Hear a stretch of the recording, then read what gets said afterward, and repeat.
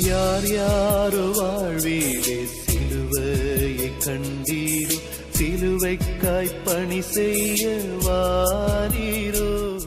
கிறிஸ்துவுக்குள் பிரியமானவர்களே, மரணத்தை ஜெயித்து உயிரோடு எழுந்த ஆண்டவர் இயேசு கிறிஸ்துவின் நாமத்தினாலே SMPM NGPM salvation mission partaker movement, நெகேமியா new generation partaker movement missionary இயக்கத்தின் சார்பில் உங்கள் அனைவரையும் எழுந்து கட்டுவோம் வாருங்கள் என்கிற நிகழ்வுக்கு நான் அன்போடு கூட வரவேற்கிறேன்.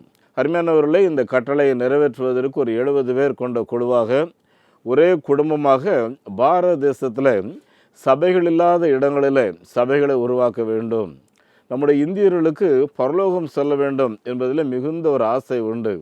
ஆகவே தான் பாவ விமோசனம் தேடி அலைந்து கொண்டே இருக்கிறார்கள். இவர்களுக்கு பாவ மன்னிப்பை கொடுக்கிறவர் கர்த்தராகிய இயேசு கிறிஸ்து என்பதை கிராமங்களில், மலைகளில், காடுகளில் போய் தங்கியிருந்து இந்த ரட்சிப்பின் நற்செய்தி அவர்களுக்கு அறிவிக்கிற பணியில் ஈடுபட்டிருக்கிறோம். நாம் இதுவரையிலையும் செய்த ஊழியத்தின் விளைவாக சுமார் 4200 பேர் பேப்டிசம் எடுத்து முதல் தலைமுறை கிறிஸ்தவர்களாக சுமார் 520 கிராமங்களில் சபைகளாக இவர்கள் ஆண்டவரை ஆராதிக்கிறார்கள். அன்புக்குரியவர்களே, இதுவரையிலையும் 24 கிராமங்களில் ஆலயங்கள் கட்டி பிரதிஷ்டை செய்திருக்கிறோம். இன்னும் ஒரு 12 இடங்களில் வேலை நடக்கிறது. 60 இடங்களுக்கு மேலாக அஸ்திபாரம் போட்டு காத்திருக்கிறோம். அருமையானவர்களே, இப்படி தேவை நிறைந்த ஒரு பெரிய நாட்டிலே நாம் இருந்து கொண்டிருக்கிறோம். அருமையானவர்களே, நம்முடைய நாட்டை தேவன் திறந்து வைத்திருக்கிறார். எப்பொழுது திறந்தார் என்று என்னை கேட்பீர்கள் என்றால், இன்றைக்கு இயேசு கிறிஸ்து மரணத்தை ஜெயித்து உயிரோடு எழுந்து தம்முடைய சீசனாகிய தோமாவை இந்தியாவுக்கு அனுப்பி அன்பு கூர்ந்தாரோ அன்றைக்கு நம்முடைய தேசம் திறக்கப்பட்டது. அன்றைக்கு திறக்கப்பட்ட தேசம் இன்றைக்கு வரையிலேயும் திறந்து தான் இருக்கிறது. அரசியல் சூழ்நிலைகள் சாதகமா பாதகமா என்பதை குறித்து மிஷனரி பணியில் ஈடுபட்டிருக்கிற எங்களுக்கு அதிக அக்கறை கிடையாது. காரணம் என்னவென்றால், இது சர்வலோக அரசின் பணி. அது மாத்திரமல்ல, தேவை நிறைந்த ஜனங்களின் தேவைகளை சந்திக்கிற பணியில் ஈடுபட்டிருக்கிறோம். அருமையானவர்களே, ஜாதகம் சரியில்லை, இனி எனக்கு திருமணமே ஆகாது என்று தற்கொலைக்கு போன ஒரு மகளை இயேசு கிறிஸ்து தொட்டு, மகளே உனக்கு ஒரு எதிர்காலம் இருக்கிறது என்று அழைத்து வந்தார். இப்படி ஏராளமான நல்ல காரியங்களை செய்கிற காரியங்களிலே நாம் ஈடுபட்டிருக்கிறோம். அருமையானவர்களே, இந்த மாபெரும் பணியில் இதுவரையிலே 197 மிஷனரிமார் ஆண்டவரின் கிருபையினாலே 185 பணி மையங்களை அமைத்திருக்கிறோம். ஆண்டவரின் கிருபையினாலே 250 ஆதிவாசி பிள்ளைகள் 6 விடுதிகளிலே தங்கியிருக்கிறார்கள். 2 இடத்துல டே கேர் சென்டர் மூலமாக குழந்தைகளுக்கு நற்செய்தியும் அதே போல் உலக பிரகாரமான டியூஷன் பாடங்களும் நடத்தப்படுகிறது. அருமையானவர்களே, இந்த கிறிஸ்மஸ் காலங்களை ஒட்டி இந்த குழந்தைகள் எல்லாருக்கும் ஒரு கிறிஸ்மஸ் ட்ரெஸ் நாம் கொடுக்க வேண்டும். ஒரு குழந்தைக்கு 600 ரூபாய் ஒரு கிறிஸ்மஸ் பரிசாக நீங்கள் அனுப்பலாம். அதோடு கூட நம்முடைய மிஷனரிமார்களுக்கு 1 மாத உதவித்தொகை 3000 ரூபாய் ஸ்பான்சர்ஷிப் வாங்குகிறோம். ஒரு 3000 ரூபாய் அவர்களுக்கு கிஃப்டாக எக்ஸ்ட்ரா 1 மந்த் சேலரியாக கொடுக்க வேண்டும் என்று திட்டமிட்டிருக்கிறோம். ஜெபித்துக் கொள்ளுங்கள். அருமையானவர்களே, உங்களால் இயன்றதை இந்த மிஷனரிகளுக்கான காணிக்கைகளை அனுப்பும்போது நீங்கள் கூடுதலாக அனுப்பலாம். கடந்த நாளில் நேபாளில் போயிருக்கும்போது அங்குள்ள நம்முடைய ஹாஸ்டலில் 68 பிள்ளைகள், 68 பிள்ளைகளும் அங்கே பள்ளிக்கூடம் போகிறதுக்கு ஒரே ஒரு யூனிஃபார்ம் தான். அருமையானவர்களே, ஒரு அண்ணன் அதை கேள்விப்பட்டு நான் கூடுதலாக இந்த கிறிஸ்மஸ் காலத்தை ஒட்டி ஒரு யூனிஃபார்ம் வாங்கி தருகிறேன் என்று சொன்னார்கள். இப்படி அருமையானவர்களே, தேவை நிறைந்த ஒரு தேசத்தில் நாம் வாழ்ந்து கொண்டிருக்கிறோம். நீங்களும் ஜெபியுங்க. நம்ம குடும்பத்தில் எல்லாருக்கும் துணி எடுக்கும்போது மிஷனரிகள் குடும்பத்துக்கும் ஒரு துணி எடுக்கணும் அப்படின்னு சொல்லி யோசித்து ஒரு 3000 ரூபாய் நீங்கள் திட்டமிடுங்கள். அது உங்களுக்கு ஆசீர்வாதமாக இருக்கும். லூக்கா 15:10 எழுதியிருக்கிறது, மனம் திரும்புகிற ஒரு பாவி நிமித்தம் பரலோகத்தில் மிகுந்த சந்தோஷம் உண்டாயிருக்கும். ஆகவே அன்புக்குரியவர்களே, இந்த ஒரு மாபெரும் மகிழ்ச்சி நம்ம எல்லாரும் மூலமாக உண்டாயிருக்கணும்னா நம்ம எல்லாரும் சேர்ந்து தேவராட்சியத்தின் காரியங்களில் ஈடுபட்டோம் என்றால் எங்களுடைய ஜெபம் இந்தியாவில் தினமும் பேப்டிசம் நடக்கணும், தினம் ஒரு கிராமத்தில் சபை வரணும்னு சொல்லி நாங்கள் ஜெபம் பண்ணிகிட்டு இருக்கோம். 2030க்குள்ளே மிஷன் இந்தியா 2030 என்கிற ப்ராஜெக்ட் மூலமாக கர்த்தர் சித்தம் இருந்தால் SMPM மூலமாக 1000 கிராமங்களில் ஆலயங்கள் கட்டியிருக்க வேண்டும். 100 மிஷன் சென்டர் உருவாக்கி இருக்க வேண்டும். ஒரு சென்டர்ஸ் மூலமாக 100 எவாஞ்சலிஸ்ட் எழுப்ப வேண்டும். இப்படி பெரிய திட்டங்களுக்கு எங்கே இருந்து பணம் வரும், வெளிநாட்டிலேருந்து வருமா அப்படிலாம் நீங்கள் கேட்கலாம். வெளிநாட்டிலேருந்து வாங்கவும் மாட்டோம், கேட்கவும் மாட்டோம். அருமையானவர்களே, இந்த நாட்டில் இருக்கிற ஒவ்வொரு சபைகளை எழுப்ப வேண்டும், ஒவ்வொரு பேராயர்களை எழுப்ப வேண்டும். இந்த கடைசி காலத்தில் ஒவ்வொரு சபையும் மிஷினரி பணியில் ஈடுபட வேண்டும் என்ற ஒரு பாரத்தோடு கூட செயல்படுகிறோம். அருமையானவர்களே, நீங்களும் எங்களோடு கூட கரங்கோர்த்து இணைந்து செயல்பட உங்களை நான் அன்போடு கூட கேட்டுக்கொள்கிறேன். அருமையானவர்களே, ஒரு கிறிஸ்மஸ் கிஃப்ட்டுக்காக ஒரு கவர் நாங்கள் எல்லாருக்கும் அனுப்பி வைத்திருக்கிறோம், மேகசினோடு சேர்த்து. நீங்களும் அதை படிங்க, எடுங்க. ஏதோ ஆண்டவங்களை ஏவுறதை அனுப்பும்படி கேட்கிறேன். எங்களுடைய வங்கி எண்ணை குறித்து வைத்துக் கொள்ளுங்கள்.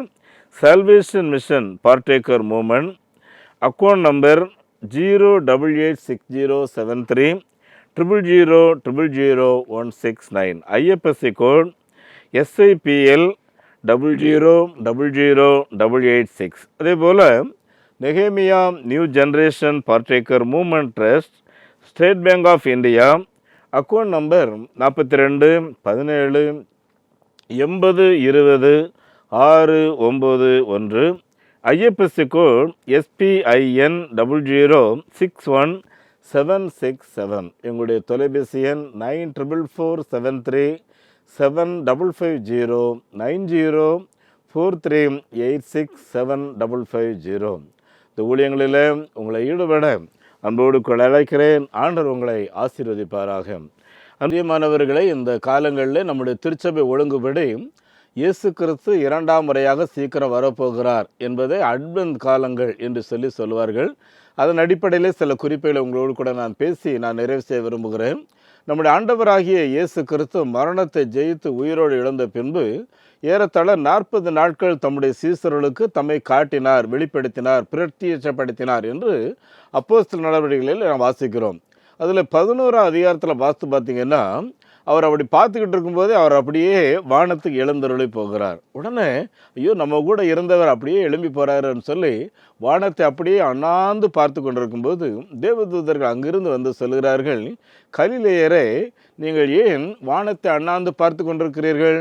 இந்த இயேசு கிறிஸ்து எப்படி எடுத்து போனாரோ அதே போல மறுபடியும் நியாயம் விசாரிக்கிறதுக்காக சர்வ வல்லமை பொருந்திய அரசராக இந்த உலகையே நியாயம் விசாரிக்கிறவராக வருவார் என்று சொல்லி தேவதூதர்கள் சொல்லுகிறார். ஆகவேதான் ஆதி கிறிஸ்தவர்கள் எப்பொழுதும் ஒருவரை ஒருவர் சந்திக்கும் போது, மாரநாதா, இயேசு வரப்போகிறார், அவரை சந்திக்க நீங்கள் ஆயத்தமாக இருக்கீங்களான்னு சொல்லி ஒருவரை ஒருவர் கேட்டுக்கொள்வார்கள். என் அன்புக்குரியவர்களே, இந்த நாட்களில் நாமும் நம்ம கர்த்தருடைய வருகைக்கு ஆயத்தப்படுத்தி கொள்ள வேண்டும். இயேசு கிறிஸ்து தன்னுடைய பிரசங்கத்தில் அடிக்கடி தம்முடைய 2ஆம் வருகையை குறித்து பிரசங்கம் பண்ணுகிறார். அதில் லூக்கா எழுதின சுவிசேஷம் 17ஆவது அதிகாரத்தின் 32ஆம் வசனத்தில் சொல்லும்போது, லோத்தின் மனைவியை நினைத்து கொள்ளுங்கள் அப்படின்னு சொல்கிறாரு.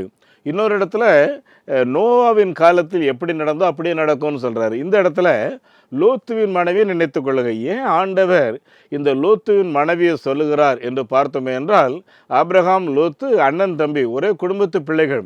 அவருக்கெல்லாம் ஒரு சின்ன மன வேறுபாடு வரும்போது ஆபிரகாம் சொல்கிறாரு, உனக்கு பிடிச்ச இடத்துக்கு போன்னு சொல்லி.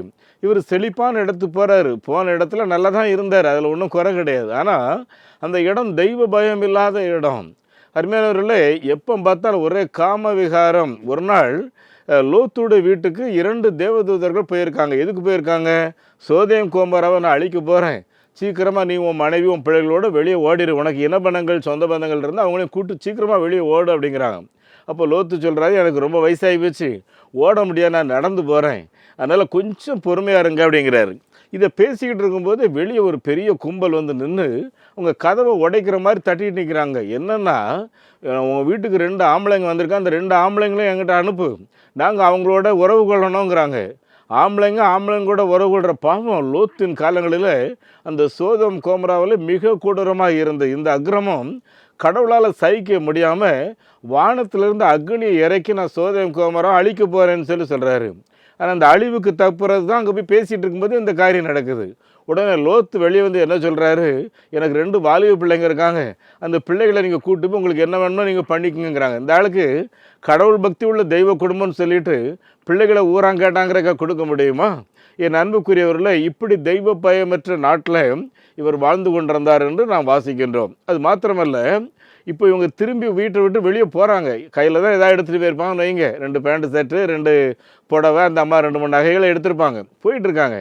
போயிட்டுருக்கும்போது திடீர்னு அவங்களோட இடத்தை விட்டு தாண்டின உடனே வானத்திலிருந்து அக்னி கந்தகம் இறங்குது. இந்த அம்மாவை ஏற்கனவே நீ பின்னிட்டு பார்க்காதன்னு சொன்னால் இவங்களுக்கு உலக பிரகாரமான ஆசை, ஐயோ என் வீடு எரியுதே, இவன் கடை எரியுதே, என் நகை எரிஞ்சு போகுதுன்னு.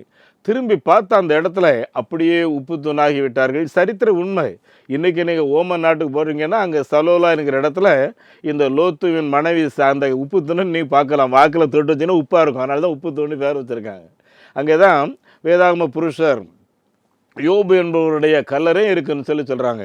என் அன்புக்குரியவர்களை ஏன் இது மத்தியில் சொல்கிறேன்னு சொன்னால், ஆண்டவர் இந்த லோத்துவின் மனைவியை நினைத்துக்கொள்ளுன்னு சொல்கிறாருன்னா, அன்னைக்கு இருந்த அந்த காம விகாரம் இன்றைக்கி நம்ம நாட்டில் வேகமாக பரவிட்டுருக்கு, உலகத்தில் வேகமாக பரவிட்டுருக்கு. பார்த்துக்குங்க என் அன்புக்குரியவர்களே, இந்த எண்ணங்களை, இந்த கிளுகிழுப்பான சிந்தையை ஒரு மனிதனுக்கு குடும்பம் என்கிறத அந்த குடும்ப உறவு நேரம்தான். மற்ற நேரங்களில் செய்ய வேண்டிய வேலையில் நாம் கவனம் செலுத்த வேண்டும். என் அன்புக்குரியவர்களே, வாலிப பிள்ளைகளாக இருக்கட்டும், வாலிப தம்பிமாக இருக்கட்டும், கல்யாணத்துக்கு முன்னால் எந்த உடலையும் ஒரு வாலிப பையன் தொடக்கூடாது. கல்யாணத்துக்கு முன்னால் எந்த ஒரு வாலிப பிள்ளையும் இன்னொருவன் தொட அனுமதிக்கவே கூடாது. செத்தாலும் பரவாயில்லை. ஏனென்றால் கற்பு மிக முக்கியமானது. இயேசு கிறிஸ்து கற்புள்ள கன்னிகைகளை தான் அதிகமாக தேடிக்கொண்டிருக்கிறார். என் அன்புக்குரிய தேவனுடைய பிள்ளைகளை, இந்த காம விகாரத்துக்கு விலகி இருக்க வேண்டும். இரண்டாவது பார்த்தீங்கன்னா பொருள் ஆசை. பார்த்துக்குங்க என் அன்புக்குரியவர்களே, ஏற்கனவே ஒரு முறை உங்களோடு கூட நான் இது குறித்து நான் பேசியிருக்கிறேன். பொருள் வாங்கி குவிக்கிறதுல நம்ம எல்லாருமே ரொம்ப சிரத்தை எடுக்கிறோம். கடன் அட்டையை இஷ்டத்துக்கு விற்கிறாங்க இன்றைக்கி. ஏன்னா இஷ்டத்துக்கு அதை கொண்டு போட்டு பொருளை வாங்கி குறிச்சிக்கிட்டு இருக்கோம். அதை சாப்பிட்ற மாதிரி தேவையில்லையா, இல்லை 5 பொருளுக்கு பதிலாக 10 பொருள் வாங்கினா டிஸ்கவுண்ட் அப்படிங்கிறான். என் அன்புக்குரியவர்களே, இந்த பொருளாசைக்கு விலகி இருங்கள். நாம் மற்றவர்கள் நம்ம பிள்ளைகளையும் விலகி இருக்கும்படி இந்த விஷயத்தில் நான் நடத்த வேண்டும்.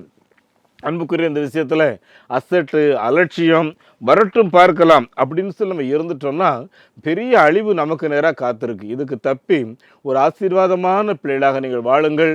ஆண்டவர் உங்களையும் உங்களுடைய குடும்பத்தையும் நிச்சயம் இந்த பூமியில் உங்களுக்கு என்ன தேவையை கொடுத்து சகல செழிப்போடு இந்த கிறிஸ்மஸ் நாட்களில் உங்களை ஆசீர்வதிக்க, உங்களை நடத்த வாழ்த்தி நான் உங்களுக்காக ஜெபிக்க விரும்புகிறேன். எல்லாரும் கண்களையும் மூடி நான் ஜெபிப்போம். எந்தன் சிருஷ்டிகரே, உம்மை நினைத்திடவே தந்த வாலிப நாட்களிலே இந்த மாய உலகத்தை வெறுத்திட அளித்தீரை பரிசுத்த ஜீவியமே. ஆனந்தமானந்தமே, அல்லும் பகலிலும் பாடிடுவேன். இயேசுவே எந்த நாருயிரே, இயேசுவே எந்த நாருயிரே. எங்கள் பரலோக பிதாவே, இந்த உலகிலே நாங்கள் வாழும்போது பொன், வெள்ளி, நகை, ஆண்டவரே, உடல் தேவையான பொருட்கள் என்ன தேவை என்பதை நீர் அறிந்திருக்கிற ஆண்டவர். அதை அந்தந்த நேரத்தில் எங்களுக்கு நீர் போஷிக்கிற ஆண்டவராக, கொடுக்கிற ஆண்டவராக இருக்கிறதற்காக உமக்கு ஸ்தோத்திரம்.